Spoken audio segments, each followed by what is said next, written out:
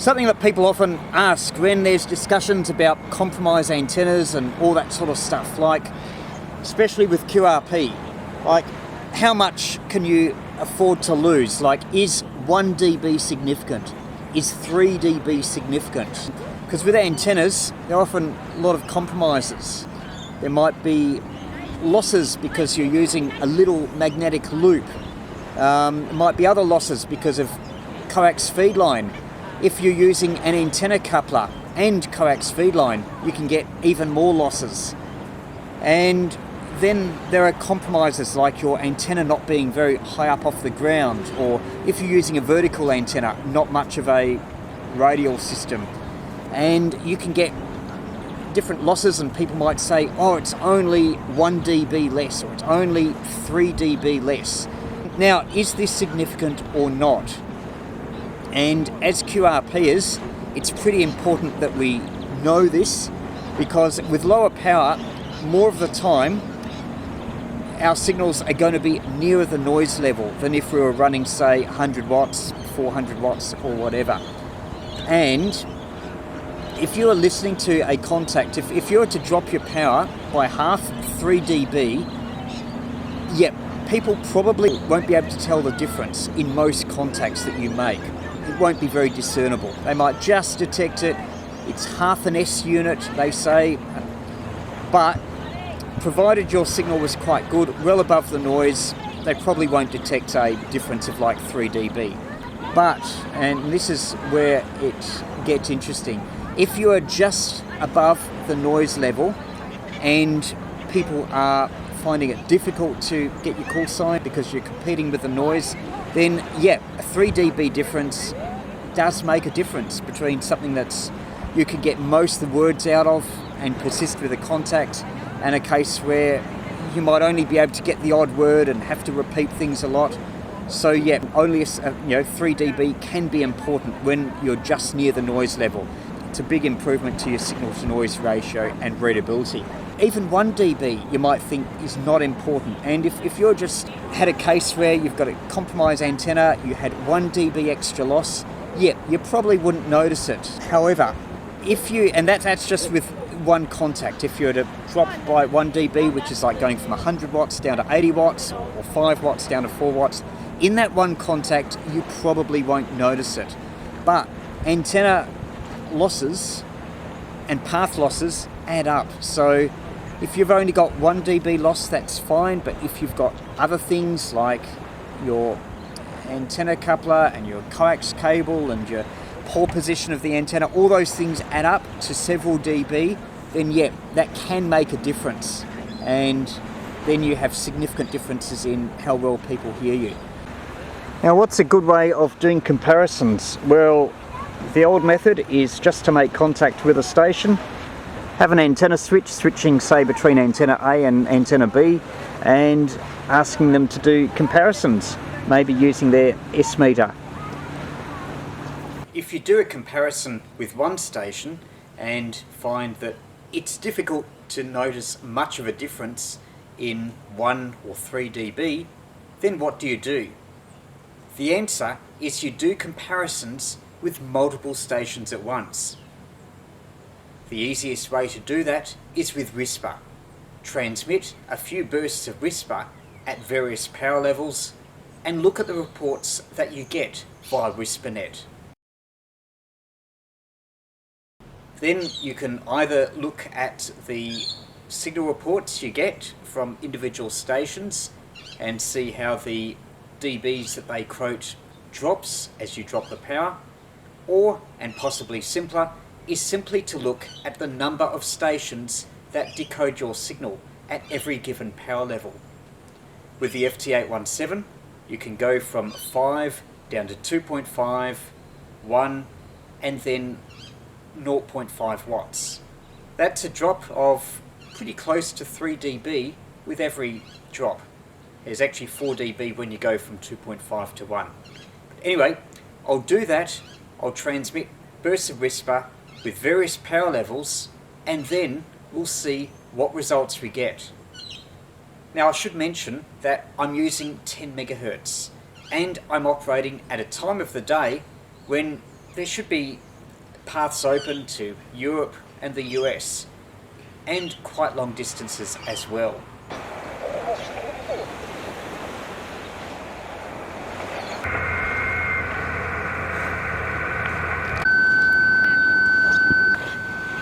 With this sort of stuff, the more data points, the better. So if there's like 20, 30 or more stations all at once, that's a lot better than doing an A/B test just with one person at one time. And also you can look at different paths simultaneously. Just something that I noticed is the power here. The power that I was giving out was sometimes wrong. Like here it says there's a lot of ones. I think this is because of the software I was using on the mobile phone or the app. I was changing the power output when in the 7 or 8 seconds between when one whisper burst finishes and when the other starts. Anyway, I don't think there was enough time for the app to recognise that I'd changed the power. So yeah, where it's got all these ones, a lot of that is wrong. But I did note the time and what power I was using then, so I know the actual power. So what you'll see on the graphs that I will come up with in a moment will be okay as regards the power and the number of stations that have spotted my signal.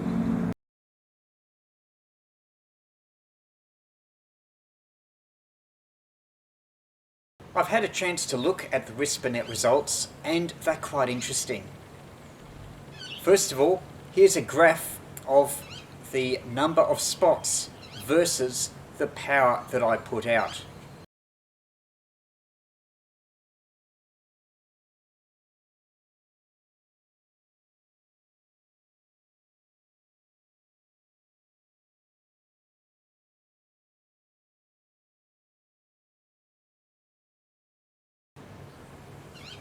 You can see from that graph there's a clear relationship. The more power, the more different stations can receive my signal. In fact, it almost looks like a pretty linear relationship.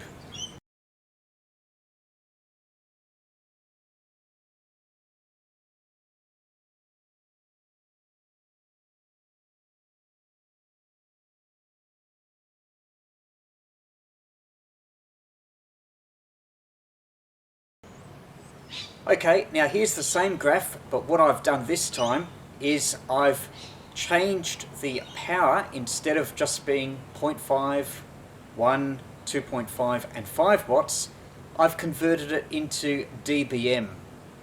That's changed the shape of the line that you see, but it's all the same data.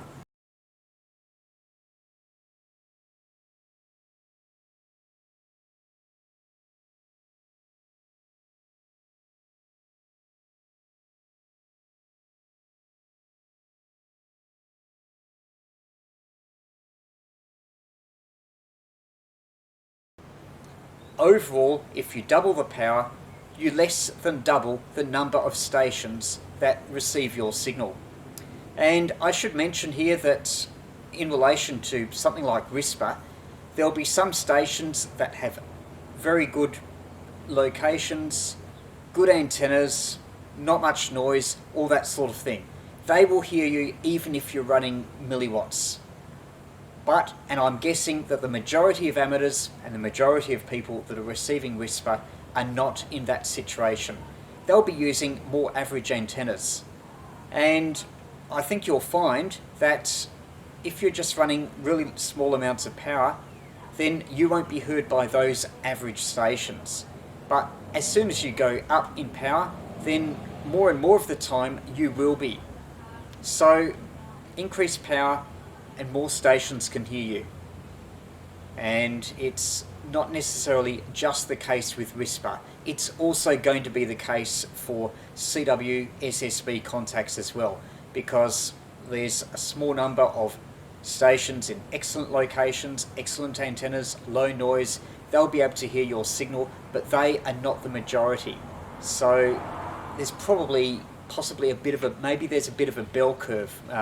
It's going to be distorted by things like that. There are more stations with average setups than with extremes, either extremely good setups with all the great antennas, masts, locations, and then there'll be some with really poor setups like magnetic loops inside apartments, all that sort of thing.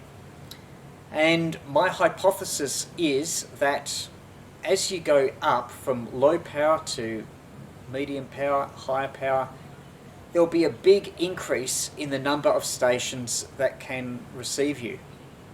But then, let's say that you're running mega power. Let's say I was to run, say, a kilowatt on Whisper. And I think you'd be at the point, that point might even be reached with lower power, like maybe 100 watts on Whisper.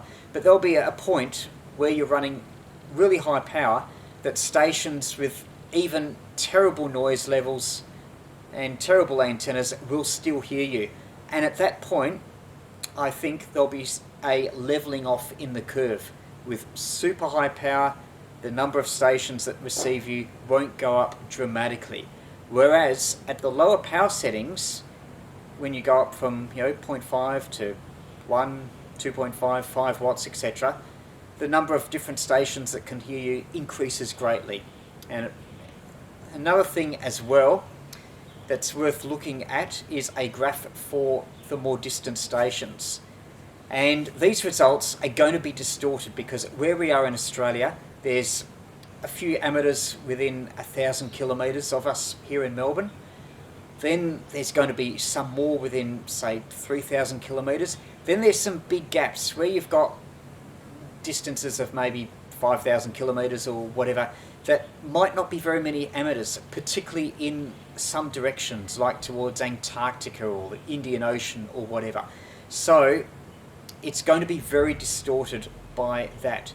There might be cases where, yes, we can put a signal out 5,000 kilometres away, but not 10,000 away, but no one picks us up and spots us on Whisper because there's simply no one reporting.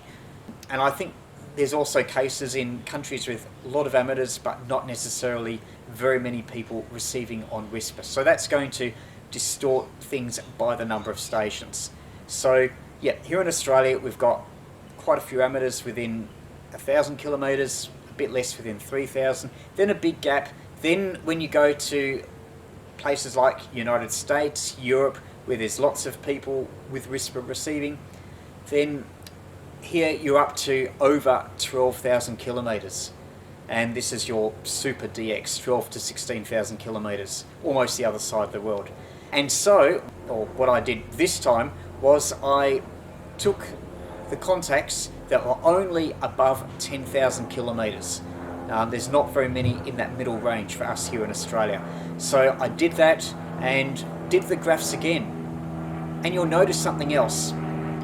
When you are looking at the extreme distances, the effect is even more noticeable.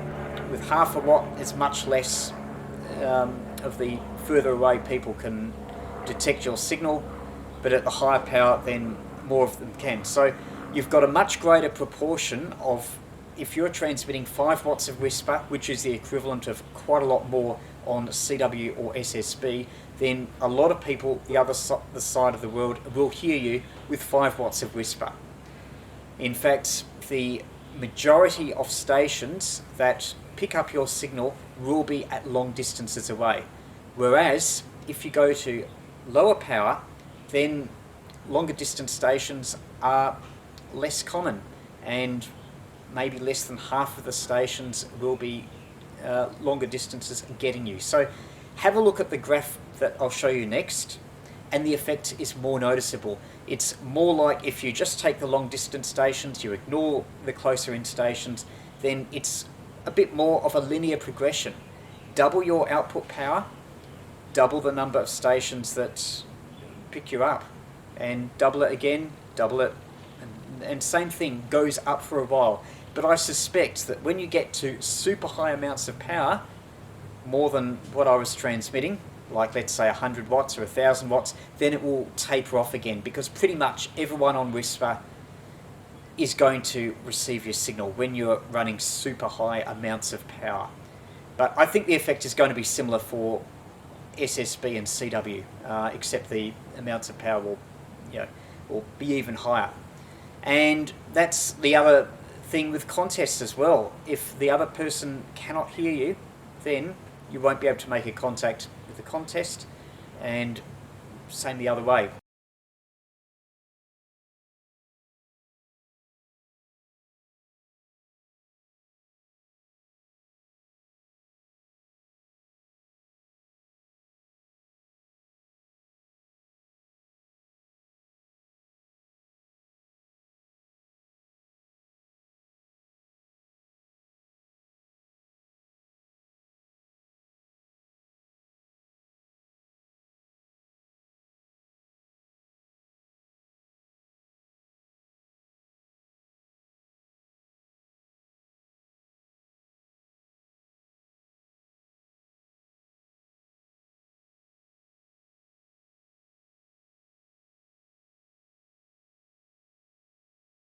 If you are running say 100 watts and you drop down to power to 80 watts or maybe 50 watts, unless your signal is really in the noise, the other station is probably not going to tell much of a difference. But if you do a test where you are having multiple stations trying to hear you all over the world at long distances, then the effects are going to be quite great, because there'll be a lot more stations, including those that have marginal receiving conditions like local noise. They will start to hear you as soon as your signal gets up above their noise threshold. So, to summarise, even though you might not be able to detect it with a single contact, a difference of 1 dB on HF is definitely significant, particularly for longer distances. If you increase your power by 1 dB, then you may well increase the numbers of people that can hear you by a similar ratio. It might be, say, 20%, 3 dB. You might be able to double the number of different stations that can hear you. What all this means is that if you're into DX, then every dB is important. You need to look at losses, even things like putting your antenna up a little bit. If you reduce the loss in your feed line, and maybe change the antenna's orientation, maybe see what you can do to reduce local noise interference. Do all these things and they might only add a dB or so to your capability, but add them all up and the effect is huge in increasing the capability of your station. That is especially if you want to work DX. So that's my thoughts.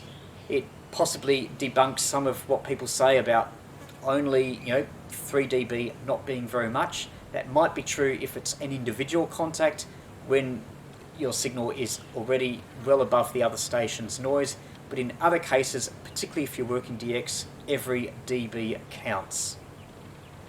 So let me know what you think in the comments below, and antennas that have been successful for you in the quest for more dB, more contacts and better signal reports.